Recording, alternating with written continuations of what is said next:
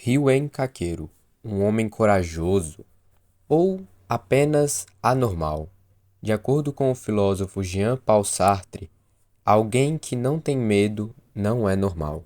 E nisso, Ryuen Kakeru se encaixa perfeitamente. Ryuen Kakeru, o líder da classe C do segundo ano, é alguém extremamente violento e é por isso que ele é o líder de sua sala. Ele controla sua sala não pela confiança, não pela união, mas pelo medo e opressão. E é isso que o torna um dos maiores ditadores de toda a ficção. Desde o primeiro momento em que Ryuen apareceu, ele mostrou um nível de opressão e observação analítica extremamente altas, um nível de ditadorismo tão alto que fez um cara que era literalmente uma fera selvagem como Sudo se amedrontar e se ajoelhar de medo, com poucos movimentos corporais e palavras fortes, mostrando que Ryuen não é apenas brutalidade e violência, ele também tem um nível de inteligência extremamente alto e ele brinca com o psicológico de seus adversários, o que torna ele um adversário extremamente perigoso. Porém, uma coisa deve ser colocada em questão. Ryuen, em todo o desenvolvimento da história da sua obra, que é Classroom of the Elite, possui apenas uma derrota.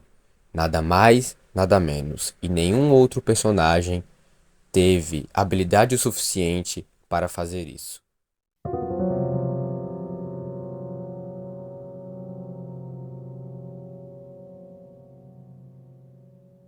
Yuichi Katagiri, ou apenas mentiroso.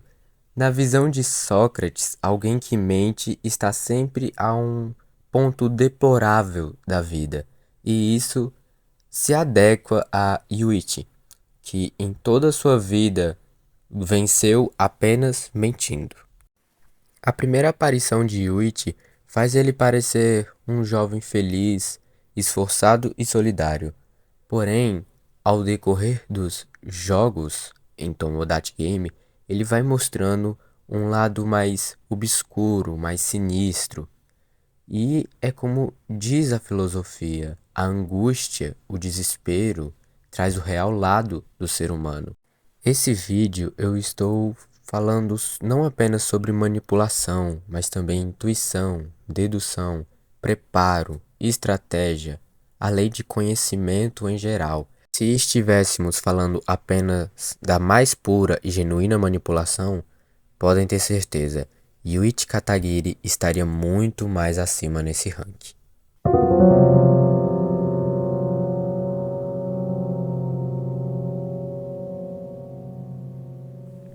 Se você não pode montar o quebra-cabeça, se você não pode terminá-lo, você não é nada além de um tolo. As palavras do personagem fictício da obra Death Note, Nier, explicam muito sobre a sua personalidade, que apesar de ser, abre aspas, uma criança, fecha aspas, tem um nível de maturidade e conhecimento vasto extremamente altos. Falando apenas de intuição e dedução, Nier estaria bem acima nesse ranking, visto que ele é portador de um dos maiores potenciais nesse vídeo, visto que ele é apenas uma criança, ele ainda poderia evoluir muito mais, sendo ele, na minha concepção, o terceiro cérebro mais genial de toda a obra de Death Note, sendo apenas uma criança.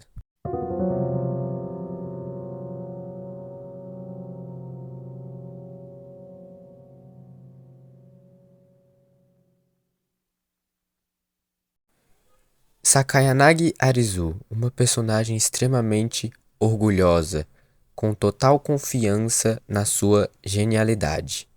Um gênio não pode ser criado, um gênio não pode ser feito. O gênio nasce como gênio e o medíocre nasce como medíocre. e isso nunca vai mudar. As palavras de Sakayanagi mostram como ela tem uma visão correta sobre o mundo, ainda mais quando ela se dá conta que um gênio não verdadeiro está no mesmo lugar que ela. Arizu teve um confronto direto com Ayano Koji Kiyotaka, que é disparado o personagem mais poderoso da sua obra, tanto mentalmente quanto fisicamente. E foi nos mostrado que Arizu, sim, é capaz de bater de frente com Ayano Koji Kiyotaka, dando tudo de si. E, apesar de sim ter tido interferências, ponha muitas aspas, tá bom? Arizu Sakayanagi derrotou Ayano Koji Kiyotaka.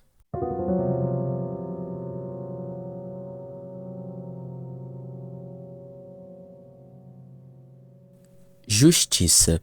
É isso que define bem esses dois personagens. Justiça, em seu conceito geral, é a virtude que rege o ser espiritual no combate ao egoísmo biológico e orgânico do indivíduo. Porém, tanto para L quanto para Kira, justiça tem uma definição, um abrangimento muito maior. Por mim, tanto faz se você quer colocar o Kira em sexto e o L em quinto, ou assim vice-versa. Na minha humilde opinião, eles são sim nivelados, porém, é um fato inegável. Kira venceu L. Então eu deixei eles juntos apenas para não gerar tanta discussão. Mas sim, Kira venceu. E isso é um fato inegável. Kira, o vencedor deste combate, por si só, podemos dizer que é um mestre na arte da manipulação, onde conseguiu manipular um deus da morte, um Shinigami. Eu acho que para ressaltar feitos de Kira, a gente deveria falar, principalmente, na minha opinião, os dois atributos em que ele mais se destaca, que é na questão da manipulação e também na de preparo. O preparo do Kira para cada situação é simplesmente incrível. Já L, que saiu como perdedor deste combate, apesar de sim, em minha concepção, ele estar em desvantagem nesse combate, ele demonstrou feitos absurdos de intuição e dedução. A forma como L conseguia deduzir como Kira matava, onde ele estava, quem era ele, a forma como ele conseguia prever cada movimento de Kira era simplesmente fenomenal. E é exatamente por isso que eu acho que sim, ele é nivelado a Kira, pelo fato de, apesar de ter perdido, ele estar em desvantagem nesta batalha.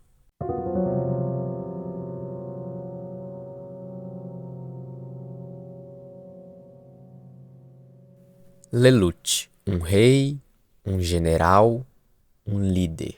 Fale como quiser, ele se encaixa em qualquer um dessas palavras. O 11º príncipe do Império Britaniano apenas queria que sua irmã fosse feliz. E é por isso que ele luta, é por isso que ele manipula, e é por isso que ele usa o seu guias dessa forma tão incrível. É um fato que Lelouch tem sim uma habilidade sobrenatural, o seu guias, que é capaz de implantar comandos na mente das pessoas apenas com o olhar. Mas isso não retira, não muda o fato que sim, Lelouch é um incrível manipulador, e isso é inegável. O seu senso de liderança, o seu nível de antecipação permitiu que ele cumprisse sua missão.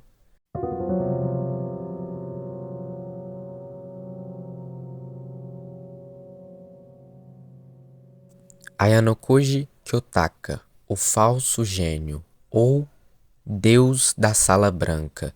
Não existe ninguém melhor do que ele, ninguém mais inteligente e ninguém mais forte. Ele é superior, ele é o humano perfeito.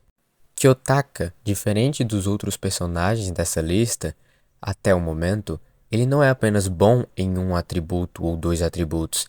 Ele é um mestre na arte da manipulação. Ele é fenomenal em questões de dedução e intuição. O conhecimento geral dele é possivelmente o maior desta lista. A estratégia e preparo dele são altíssimas. Dá para sim dizer que o Ayano Koji, junto do Nier, é um dos maiores potenciais que temos nessa lista. Para Ayano Koji Kiyotaka, vencer é tudo. E de fato, na sociedade atual, se você perde, você não é ninguém. E tendo em vista que eu falei lá atrás no vídeo, que a Sakayanagi sim derrotou a Ayano Koji, eu falei para abrir muitas aspas, porque teve interferência externa do Tsukishiro. Então, se formos olhar de uma forma mais redundante, Ayano Koji Kiyotaka até hoje ainda assim é invencível.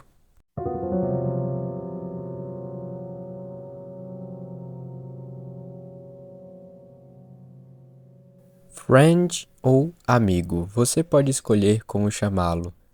Porém, uma coisa é certa: se existe uma forma de salvar a humanidade, esta forma é destruindo ela por completo. Nessa lista, o amigo, sem dúvidas, é o maior exemplo de controle e ditadorismo, dado que ele conseguiu controlar o próprio mundo, a própria humanidade em si.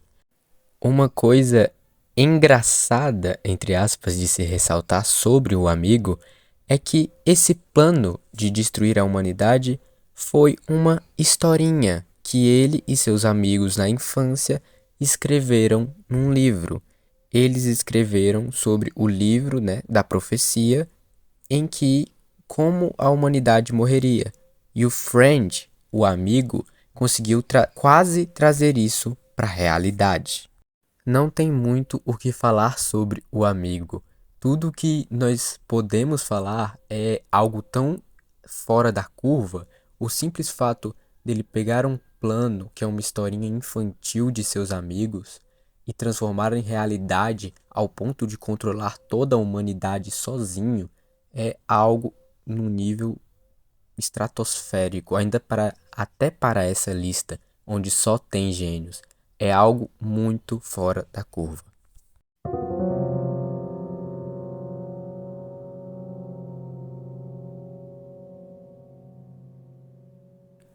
Para Epicuro, a morte não é nada. Já para Johann Liebert, a morte é tudo que torna os humanos iguais. Johann não é apenas um manipulador fora do comum, não tem apenas intuições e deduções muito acima da médias, ele não tem estratégias e planos de preparo fenomenais, ele está muito acima de tudo isso. Johann, sem dúvidas, tem o segundo ou o maior conhecimento geral desta lista, disputando com Ayano Koji, possivelmente o dele seja maior. Porém, sendo maior ou não, não tira o fato que ele está estratosfericamente muito acima dos demais em todos os quesitos analisados, sem contar uma outra coisa que ele está muito acima dos outros, que é a questão do carisma, a questão da sua inteligência e comunicação social. Isso conta demais numa batalha direta entre esses tipos de pessoas. E sim, Johann, mesmo entre os gênios, mesmo entre os mais inteligentes, mesmo entre os abençoados, ele é o que reina. Ele é o monstro. Ele é o pico de tudo. Mesmo tendo reis, humanos perfeitos, deuses, detetives, homens muito à frente do seu tempo, nenhum deles seria páreo para Johann Lieberto. Nenhum deles teria capacidade o suficiente para derrotá-lo diretamente. Então, agora eu coroo Johann Lieberto, o personagem mais poderoso desta lista.